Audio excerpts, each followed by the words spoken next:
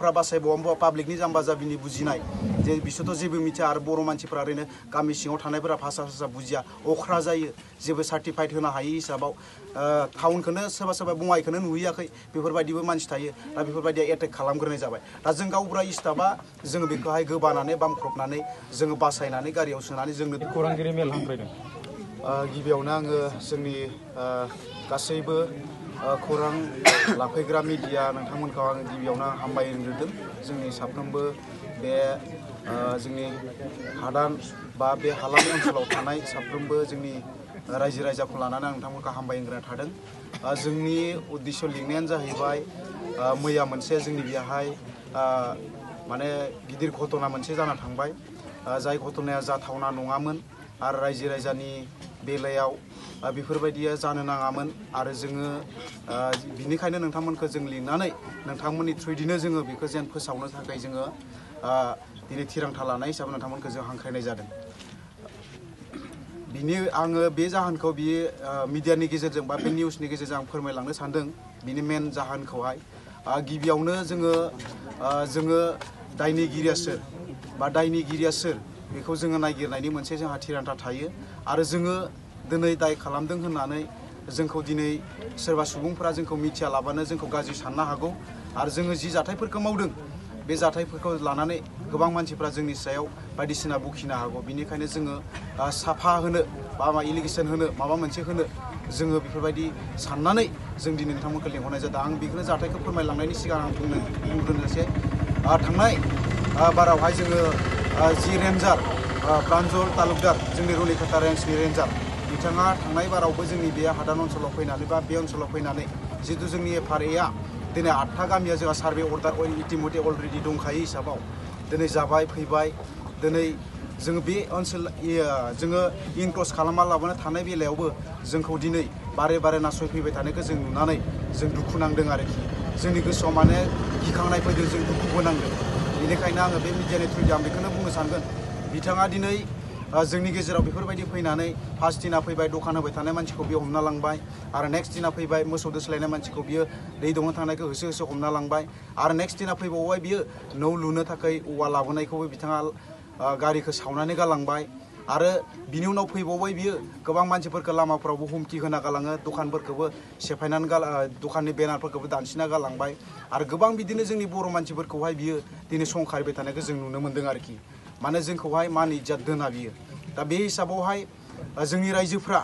बा जोङो दिनै रायजोफ्रा मैयाहाय जाय न'आव थांनानै बिथाङा न'खौ गोदान नङा इनक्ल'ज जायाखै बे गोदोनिफ्रायनो दंखायो आरो दाबो दङ बे न'आवहाय गोदान न' गायसननो होननानै खुन्था गायनायाव न' लुनो होननानै खुन्था गायनायाव बिथाङा थांनानै सिबिंखौ लुफावनानै बिथाङा सावदों आरो न'खौबो सावदों आरो गोदानै खुनु पक्षआव जोङो माने इनक्ल'ज खालामहोआखै आरो जों होबथादों आरो इनक्ल'जबो रावबो खालामाखै दा बेखौ लानानै दा माखौ लानानै दिनै 8था गामिया जुदि GPS सार्भे अर्डारनि जाखाबायब्ला दा माखौ लानानै दिनै बिथांमोना जोंखौ नासयफैबाय थायो बेखौसो जोङो माने दिनै दुखु मोननानै रायजोफ्रा मैया न' सावजानाय गासैबो जोंनि रायजोफ्रा बिग्रायनानै मैया मिथिस्लाबियाव हमथास्लाबनो हायियाव बेखौ एसे एटेक खालामनानै माबाना हरनाय जाबाय आरोखि दा बयबो रायजोफ्रानो बेखौ मावदों ओमफ्राय आं गावबुरा जानानै आरो जोंनि ओनसोलनि जानानै आं बेखौनो नोंथांमोननि गेजेरजों आं खावलायनो सानदों दाया सोरनि बेनिखायनो आङो सरकारखौ गोख्रोङै बेखौ जेन मोनसे माबाजों सलुसनाव लांनो थाखाय आं सरकारखौ खावलायनाय थाबाय जोंनि सारमोनखौहाय जोंनि जिथु लिडारशिपफोरखौहाय जाहाथे बे जेन दाया जोंनियावल' गोग्लैया आरो दाया सोरनि बेखौ जों संदांनो थाखाय आं नोंथांमोनखौ खावलायनाय थाबाय बे मिडियानि गेजेरजों नङाब्लाथ' गोब्राब जोङो दुखु मोनना दङ दा जोंखौ रावबो खौरां लाफैया आरो जोंखौ रावबो सिनायै बायदि जोंखौ एखुथा खालामना दोनबाय बेनिखायनो जों गोबां दुखित आरोखि बिनिफ्राय मैयाहाय जुदि जों गावबुराफ्रा बासायबावा पाब्लिकनि जाम्बा जाबिनि बुजिनाय जे बिसोरथ' जेबो मिथिया आरो बर' मानसिफ्रा ओरैनो गामि सिङाव थानायफोरा भाषा बुजिया अख्रा जायो जेबो सार्टिफाइड होनो हायि हिसाबाव टाउनखौनो सोरबा बङाइखौनो नुहैयाखै बेफोरबायदिबो मानसि थायो दा बेफोरबायदिया एटेक खालामग्रोनाय जाबाय दा जों गावबुरा स्टाफआ जोङो बेखौहाय गोबानानै बामख्रबनानै जोङो बासायनानै गारियाव सोनानै जोंनो दोनना फैदों आरोखि नङाब्लाथ' मैयानि दिनाव गोबां गिदिर जाब्रबथाय जागौमोन बेनिखायनो आङो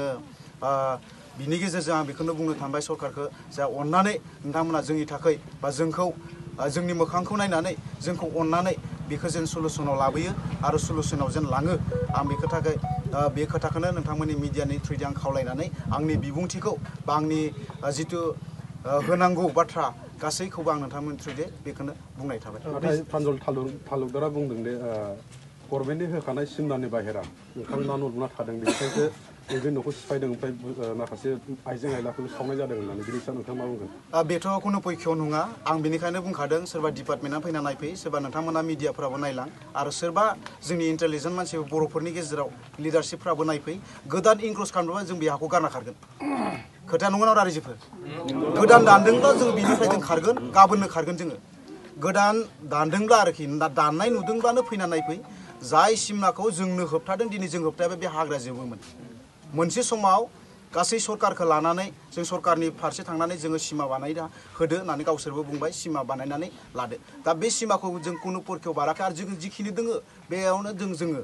सारमोननि खावलायनाय बायदि जों आरो गोदान दानाखै आरो दिनैल' नंलाना रायजो जानाया बयबो नोंथांमोनाबो मिडियानि थ्रुयैबो गोबां बिनिफ्राय भाइरेल जागासिनोखा दानिल' नंला दिनै बहुत जों बोसोर बेयाव रायजो जाबाय जा गथ' गथाय जाबाय संसार जाबाय जोंहाबोथ' एसे साननो गोनां बायध'था दङ ना जे सरकारनि हाखौ अनिस्थ' खालामबाय थायोबा मा जागोन दा जोंनिया बेयाव गोबां गैजायै रोङि मानसिफोरासो फैनानै दिनै हा लाफैदों बे हिसाबावहाय जोंबो मोनसे सलुसनखौ जोंबो हास्थायो आरोखि खारन जों जाम्बा जाम्बि होननानै जों जुदि गासैबो जुदि जोङो बेफोरबायदि एरसोना थाबाय थायोबा जोंहाबोथ' मोन्थायखौ जों खोमाना लागोन खारन जोंहाबो भबिष्यत दङ जोंनि जेनेरेसन दाखांनायनि जोंहाबो सिमां दङ जों बेयाव खुनु राजनितिजों जोङो लोब्बा लानानै बे हाखौ लाफैयाखै खुनु राजनितिजों जों थांनो गोसो गैया आरो खुनु माबाजों थांनो गोसो जों बर' हारि आरो बर' हारिनि दैदेनगिरिफोरनि थ्रुयैसो जोङो थांनानै जोंनि मोन्थायखौ जों लानो थाखाय जोङो